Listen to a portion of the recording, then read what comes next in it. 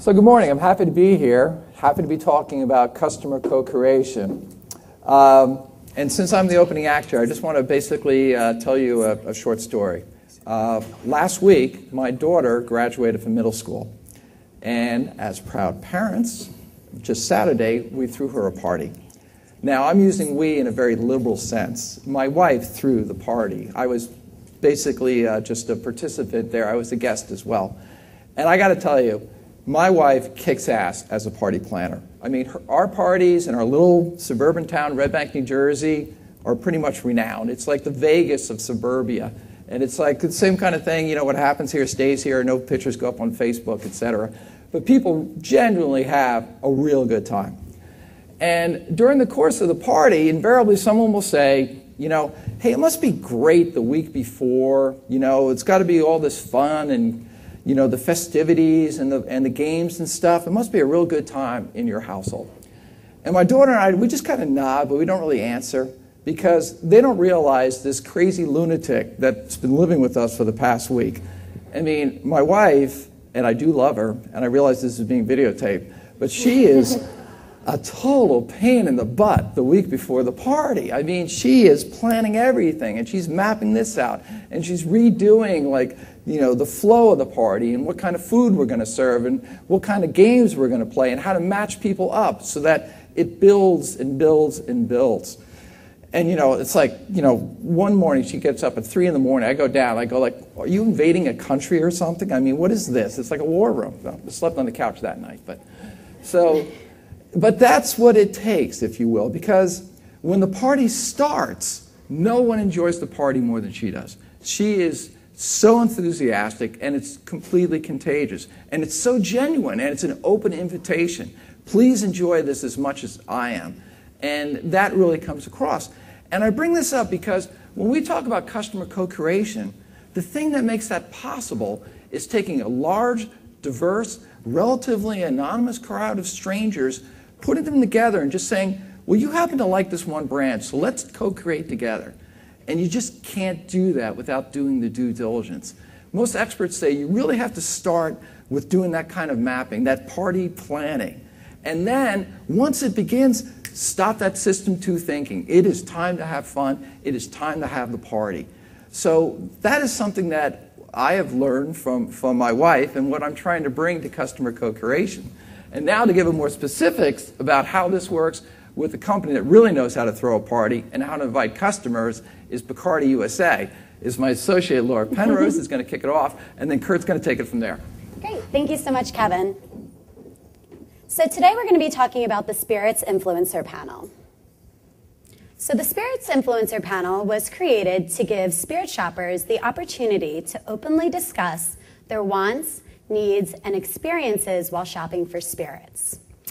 So our current community is blind, and it consists of members who are ages 21 to 55 in select states across the U.S.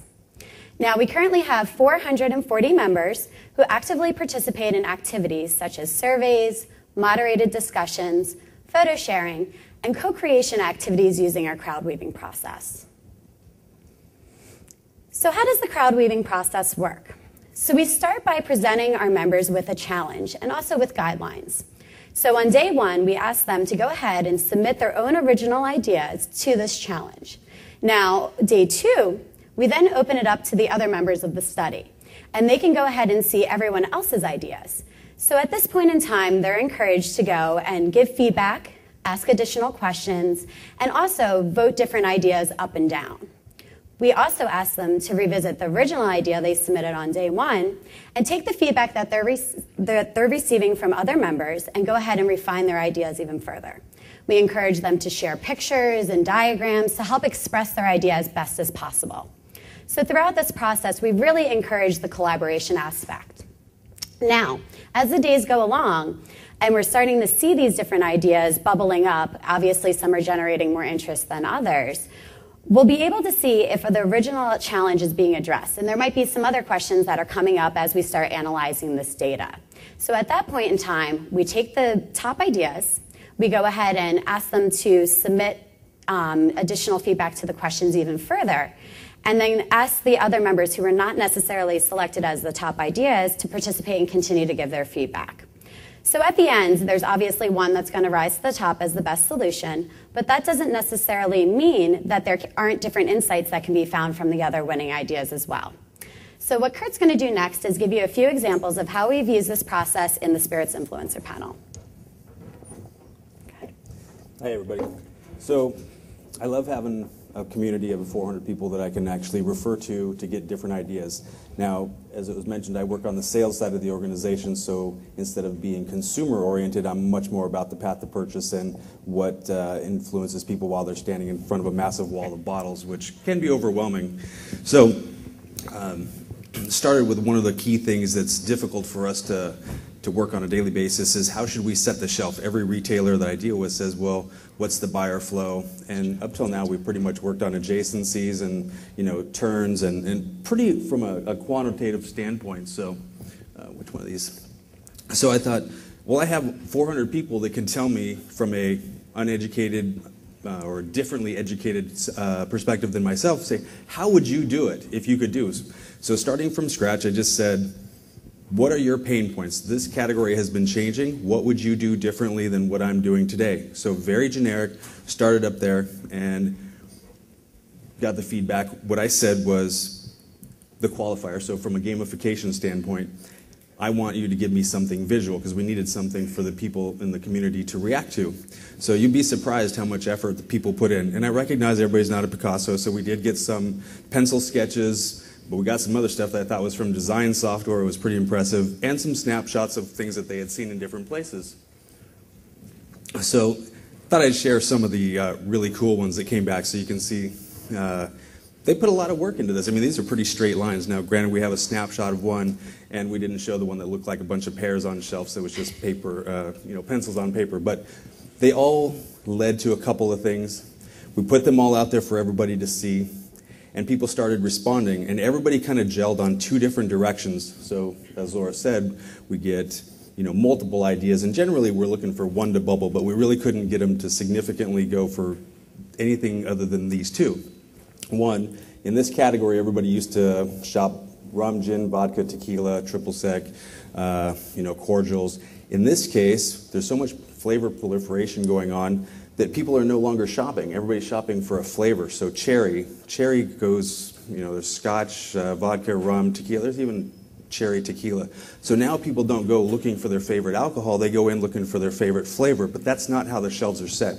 So in fact, that actually led us to doing a test in a particular part of the U.S. We're actually testing that in 10 stores with a retailer who thought this was a really cool idea. So no longer is the standard set. The other thing that we thought was interesting was this LED lighting, and had to get some more research on this, ask a few more questions on why we want to do this.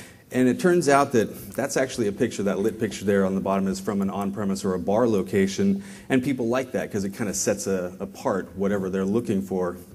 And what we realized is on the shelf, by the time you have a shelf tag that says the price, that this is the special of the day, buy two, get one free, you have some kind of descriptor and maybe some other aisle invader that says, look here, that's like billboards on your way to the airport. Nobody's looking at them anymore. So what they wanted was something, they said somebody actually said LED lights are cheap. Why don't you just downlight the bottles? Now we have them underlit, but it was kind of fun to watch the community all gel and say, hey, that's a really cool idea. So that's where this crowdsourcing, crowd weaving, getting the listening aspect in really helps. So everybody really gelled on this, and they all said, yeah, we like to shop by flavor, and hey, highlight the new products with something cheap and easy. Just put, they referred to those puck lights. Why don't you just go to Home Depot and put a puck light underneath the shelf and shine it down? It's like, okay, we have millions of dollars in research. Why didn't we come up with a $2 puck light at Home Depot? Well, anyway, so both of these are actually in process, so maybe next year I can tell you whether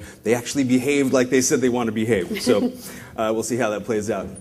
The other thing that actually we threw out, I said, oh, this is a really cool idea. And I thought, the brand teams are always saying, hey, what do your shoppers want? The gift packs, we refer to them as VAPs, and I've had to train the community what a VAP is. So we refer to a value-added pack. And the Heineken guy, you probably know what a VAP is, so very cool. The on-premise, you have the way more fun job of on-premise. So I got tired of the brand team saying, oh, should we put a belt buckle, a shot glass, a shaker, glasses, you know, I've seen leather goods, I've seen everything in these value-added packages. And I said, okay, I have 400 people that I can tap. Let's just ask a very generic question and start getting feedback. You know, and we said, what do you want? And we post all of these things and everybody says, yeah, shot glasses are cool, shakers are cool, the belt buckle is cool.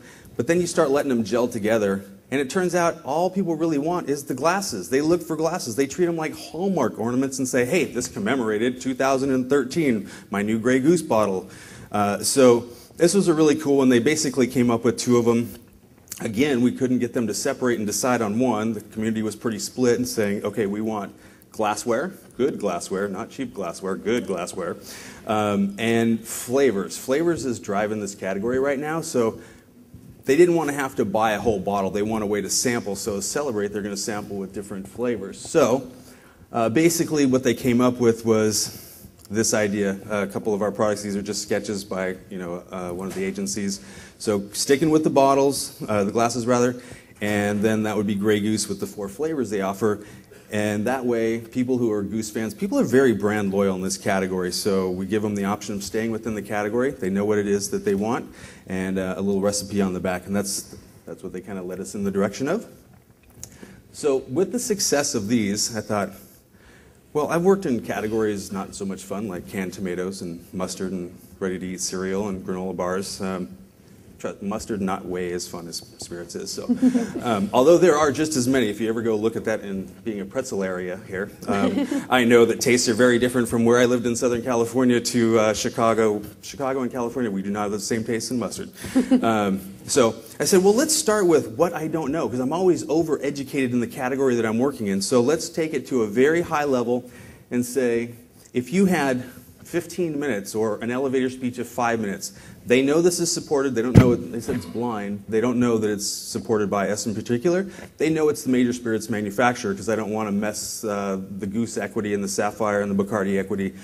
They know it's a major company though. So I said, if you had 5 minutes, what would you tell us? What is it that we don't know? Because the way I go to market, the way I think about this category, very different. I mean, I was a bartender a long time ago. I worked the liquor department at a retailer, and now I'm on the manufacturer. So I think what I know is very different from the average shopper, and that's something I've learned from this community. But we've thrown it out there. I kind of expected a whole lot of things that were not going to make sense. Strangely enough, the community actually, in this crowd weaving process, has divided itself into 3 groups. There are either things that they want the retailer to do, they actually know what the job of the distributors is, and they know what the job of the manufacturer is. So they've kind of made their own 3 pools to this point. We're not completely done with this. We still have to go through. So again, maybe next year I'll be able to share the results. But I mean, I heard a question on the previous one, how long does this take? The previous 2 were only taking, I want to say probably 3 or 4 weeks in total. And I was taking stuff to the agency to say, design something that fits around this. This one, there was so much feedback. We only have 440 people. And we're at over 50% participation in most of these. Now, I know people like to talk in this category, so, but this one, really cool.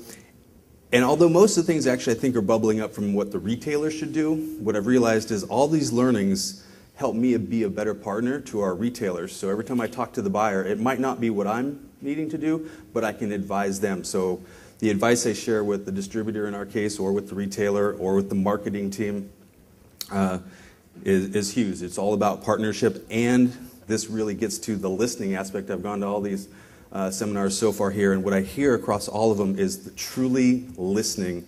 And you're right, we don't always need a huge number of people. It can be 50 people. In this case, it's a couple hundred, but you're getting to the core of people that really want to talk, and these are people that are going to be influencing your category and how it's shopped. So with that, that's all I got for today. Maybe next year I can share some more of the results.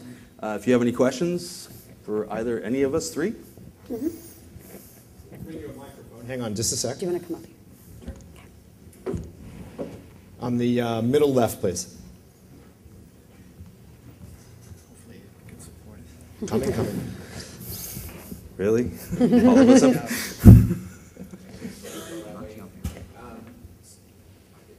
Okay, so my question is, how much time do you give the panelists the expectation that they're going to have to commit to giving the credible answers that you're looking for, and how do you compensate besides bottles of liquor? Well, I'm actually not allowed to compensate bottles of liquor. I would have done a crowd weaving process in here if I could have gotten that many airline bottles past TSA, but they tend to stop me for that. They are incented just through basic Amazon gift cards, something very, very generic. But as far as time goes, in these cases, we pretty much give them a week.